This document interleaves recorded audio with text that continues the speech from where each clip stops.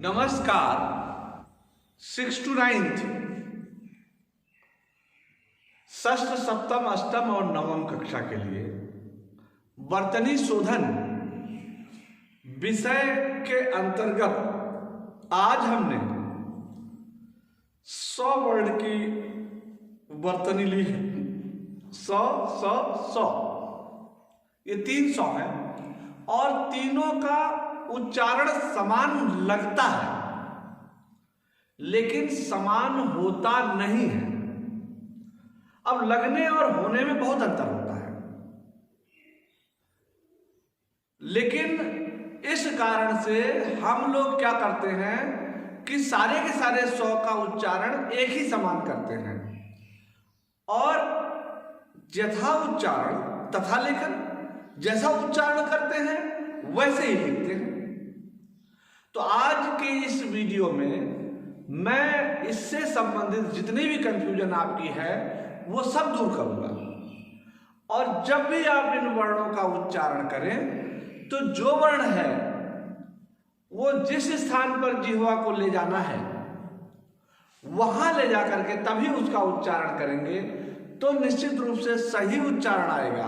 नहीं तो आजकल क्या है कि लोग भूल ही गए हैं कि ये 100 का उच्चारण कहां से होता है, इस 100 का उच्चारण कैसे होता है, और इस कारण से सबको एक समान समझने लगे हैं। तो आज पूरी वीडियो देखिएगा और जो भी चीजें होंगी उसको लिख भी लीजिएगा, बना भी लीजिएगा, चित्र बना के समझिए, अपने मुख पर भी समझिए। अभी थोड़ा सा हालांकि चित्र बनाना मुझे अच्छा नहीं आता है, लेकिन प्रतीकात्मक रूप से कुछ चीजें मैं बना रहा हूं, उसको आप देखिएगा और तब समझिएगा।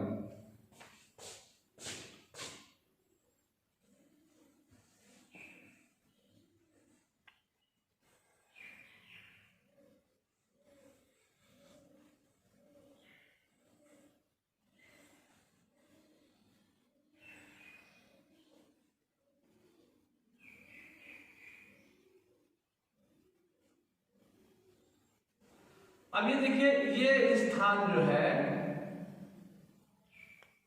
ये तालव्य तालु है, तालु है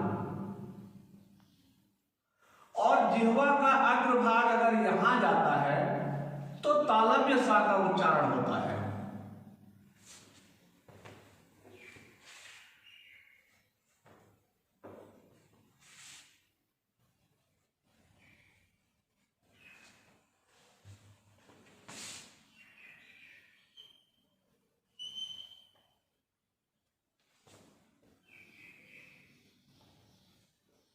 तालव्य सौ, ये शेर वाला सौ जो है ये तालव्य सौ है। इसका उच्चारण जिह्वा इन स्थानों से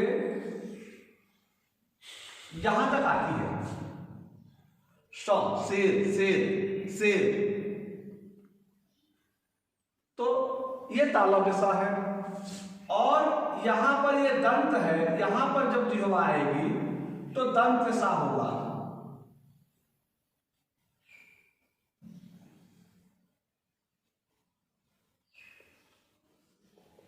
दंत सौ, और ये दांत के ठीक बगल में मूर्धा है। यहां पर जब हमारी जिह्वा जाती है तो मूर्धन्य सौ होता है।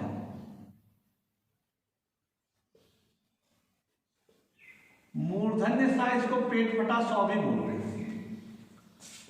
इनका उच्चारण हमें यदि हम इस प्रकार से करेंगे तो निश्चित रूप से जो हमसे ये अशुद्धियां होती हैं वे अशुद्धियां बचेंगी और तालव्य सा के स्थान पर दंत्य सा या दंत्य सा के स्थान पर मूर्धन्य सा का प्रयोग नहीं करेंगे।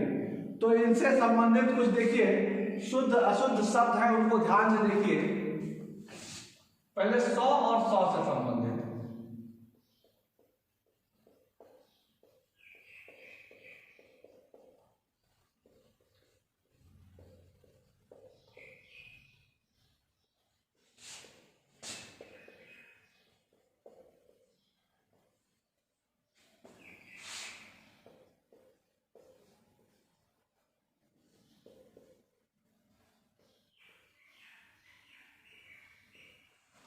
अब देखिए, हम जहां पर तालव्य सा का प्रयोग होता है वहां पर हम दंत सा का प्रयोग कर देते हैं और इस कारण से शब्द गलत हो जाते हैं। जैसे अशोक, अब ये अशोक शब्द गलत हो गया है क्योंकि हमने यहां पर दंत सा का प्रयोग किया है।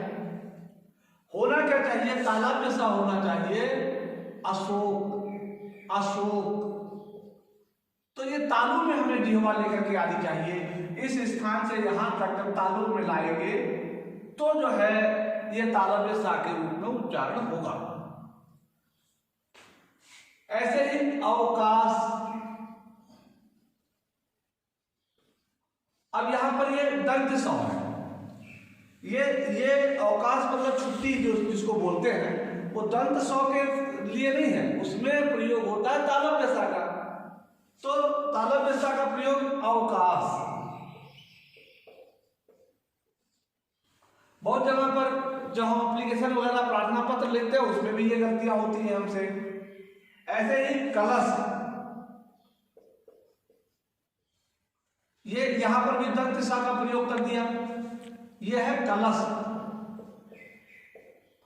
ये देखिए किस प्रकार से हम तालव्य सा के स्थान पर दंत सा का प्रयोग करते हैं और इस कारण से अशुद्धियां होती हैं। ऐसे ही शाखा लिख देते हैं, यहां भी तालव्य सा आएगा, शाखा। इसी तरह जो है शोचनीय लिखते हैं हम इस प्रकार से, शोचनीय, यहां ये तालव्य सा होगा, शोचनीय। ये तो ये जो है दंत सा का प्रयोग तालव्य सा के स्थान पर करने से इस प्रकार से गलतियां हुई। इसके अलावा देखिए और किस प्रकार से गलतियां हमसे होती हैं कि हमें लिखना है अमावस्या। अब यहां पर हमने तालव्य सा आधा कर दिया, ये होना चाहिए अमावस्या। ऐसे ही हम लिख देते हैं, बहुत सारी चीजें ऐसी लिख देते हैं, आत्मसात,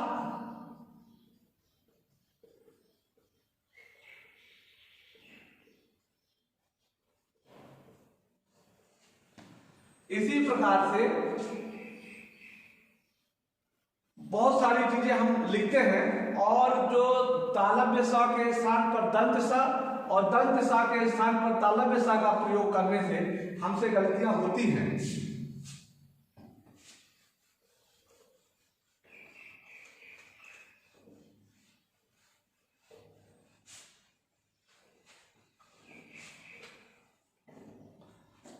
अब देखिए जैसे हमने लिखा दुष्कर,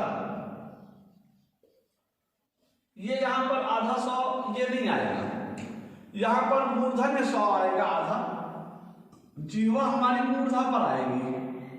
तो इसको हम इस प्रकार से लिखेंगे, दुष्कर। इसी प्रकार से हम अष्टमी, अष्टमी लिख देते हैं, चाहे ऐसे लिखेंगे या ऐसे लिख देते हैं कभी कभी, ये होगा अष्टमी।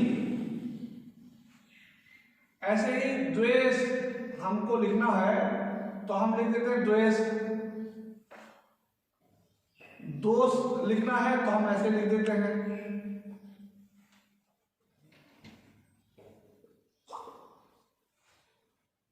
जबकि दोष लिखा जाएगा इस प्रकार से।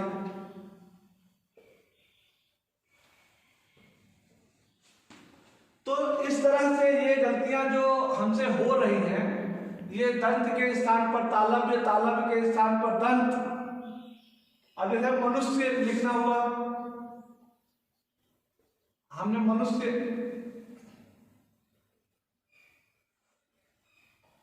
इस प्रकार से लिख दिया, लिखना कैसे चाहिए, मनुष्य।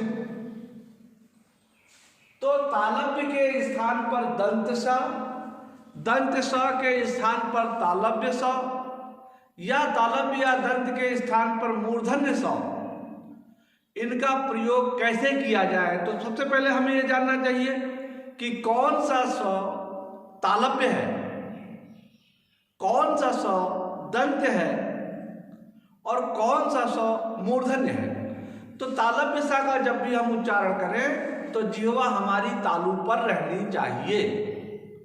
जैसे अवकाश, अवकाश, शाखा, शाखा, शाखा।